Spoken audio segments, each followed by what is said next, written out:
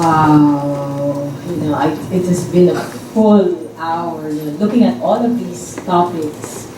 So to all our panelists who worked really hard, looking at the variations in signs, to looking at deaf identity and expression, and looking at history, and looking at the law and policy. So how do you feel? Don't you feel as full as I am feeling right now? So we do have 10 minutes for question and answer. So please feel free to ask your questions. You may speak or you may sign. Do you have any questions? None? Have you forgotten or did you not understand any of the lectures? Any questions? Or maybe some are feeling shy. No, you need to be brave. No, let's ask that question. Okay. Hi, I will be speaking. I do not know sign language, if that's okay. I attended this panel because I am really... Yeah, please has to turn and face the audience.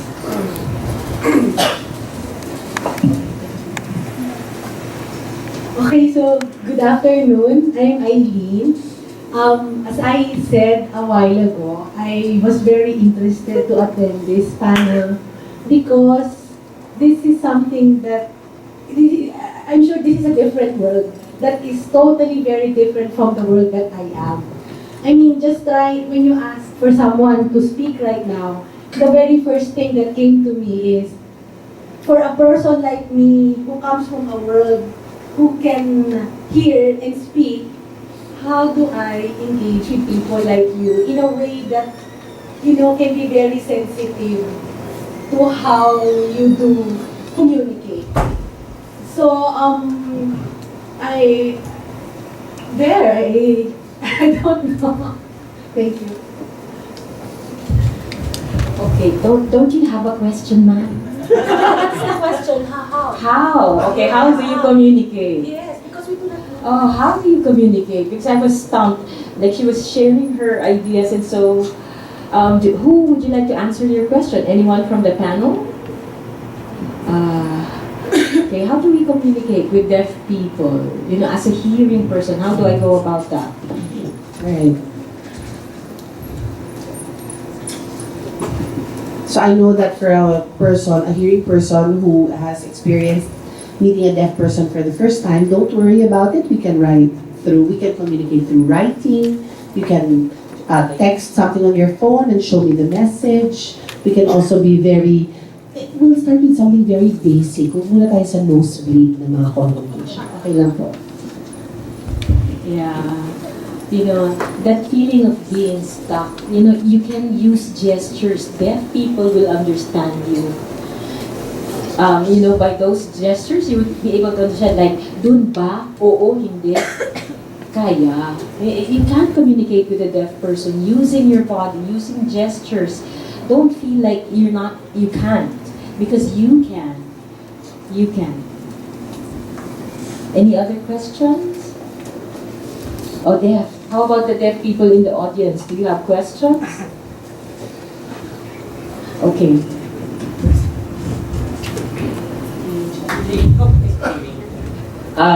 Hi, I'm Miguel Abrera. I teach in Muir College. And I'm learning a little sign. Tama ba yun? Tama. And yes.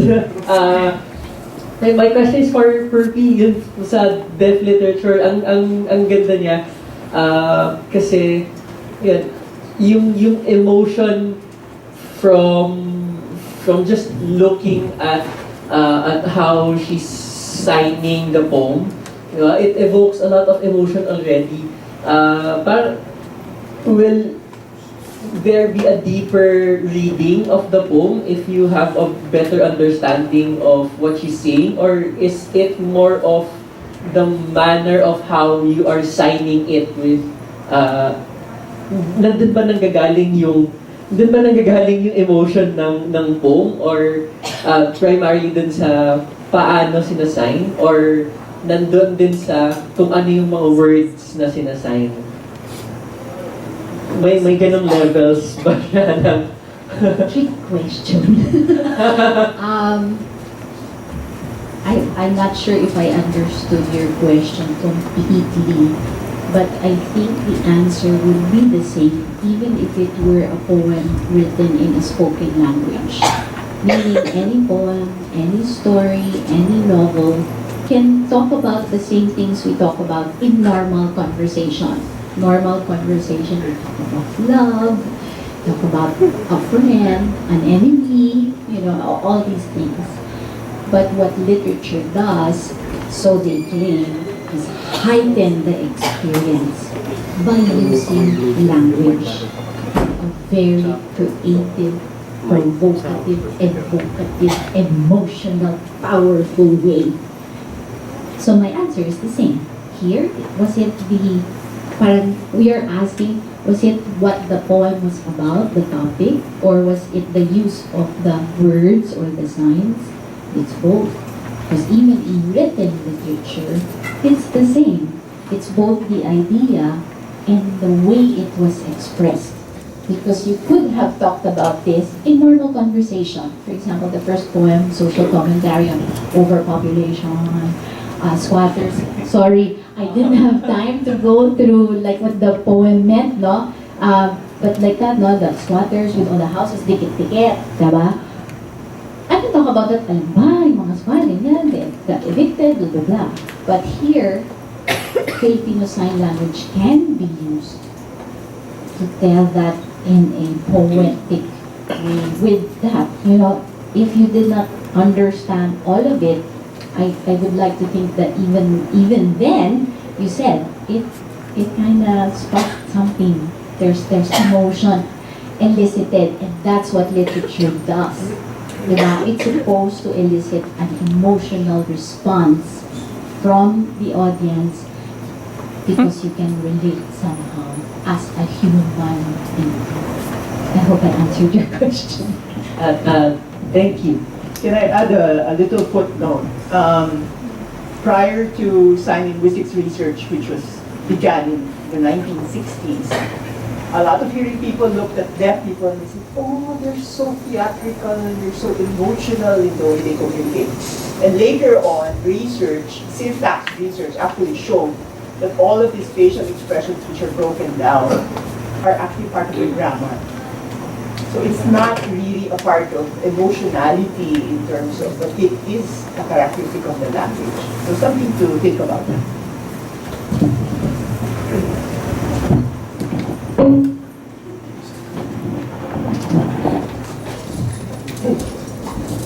And I believe that for the hearing people here, if you don't feel yung connection sa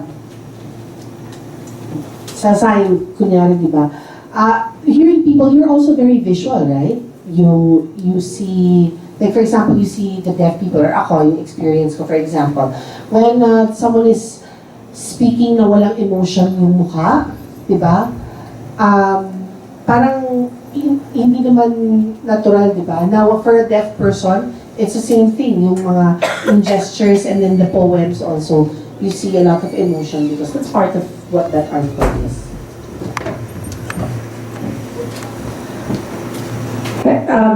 Based on my experience in a hearing school, my classmates, when I would introduce sign language to them, would answer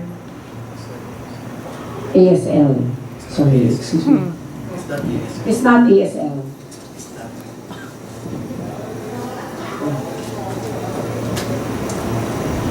Okay.